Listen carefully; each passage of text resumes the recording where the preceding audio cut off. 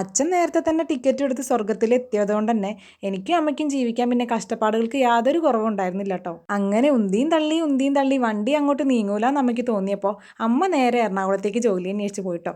അപ്പം ഞാൻ +2 പഠിക്കുക. അങ്ങനെ പാതി അനാഥയായ ഞാൻ ഒരു മുഴുവൻ അനാഥയായി മാറി.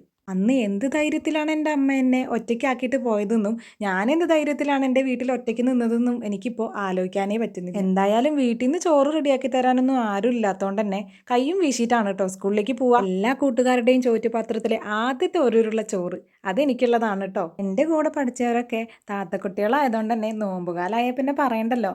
ഞാനൊരു കൊതിച്ചി ആയതുകൊണ്ട് തന്നെ തലേ ദിവസം തന്നെ അവരോട് പറഞ്ഞ് ഏൽപ്പിക്കും, എടീ നോമ്പ് തുറയൊക്കെ കഴിഞ്ഞാൽ ബാക്കിയുള്ള കടികളൊക്കെ കൊണ്ടുവരണേ. പിറ്റേ ദിവസം സ്കൂളിൽ പോകാൻ എനിക്ക് എന്തെന്നില്ലാത്ത ഉഷാറായിരിക്കും. അവരോട് പറഞ്ഞില്ലെങ്കിലും പിറ്റേ ദിവസം അവർ വരുമ്പോൾ ഒരു ലോഡ് കടികളായിട്ടാണ് കേട്ടോ വരിക. തലേ ദിവസം ഉണ്ടാക്കി വെക്കുന്ന കടികളായതുകൊണ്ട് തന്നെ കൊണ്ട് തന്നിട്ട് എന്നോട് അപ്പം തന്നെ പറയും, വേഗം തിന്ന് തീർത്തോ, ഇല്ലെങ്കിൽ ഇതൊക്കെ കേടായി പോകുന്നു.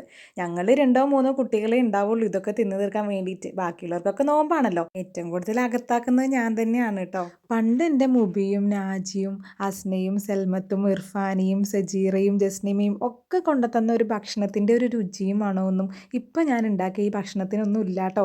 അതെനിക്കറിയാം. കൂടപ്പിറപ്പുകളൊന്നും ഇല്ലാത്ത എനിക്ക് അവർ തരുന്നതിനേക്കാൾ ഇരട്ടി സ്നേഹമാണ് കേട്ടോ ഭക്ഷണത്തിൻ്റെ കൂടെ എൻ്റെ ഫ്രണ്ട്സ് എനിക്ക് തന്നിട്ടുള്ളത്. അതുകൊണ്ട് തന്നെയാണ് അതിൻ്റെ രുചി എൻ്റെ നാവിൽ നിന്ന് പോവാത്തതും അത് ആലോചിക്കുമ്പോൾ എൻ്റെ കണ്ണുകൾ രണ്ടും നിറയുന്നതും.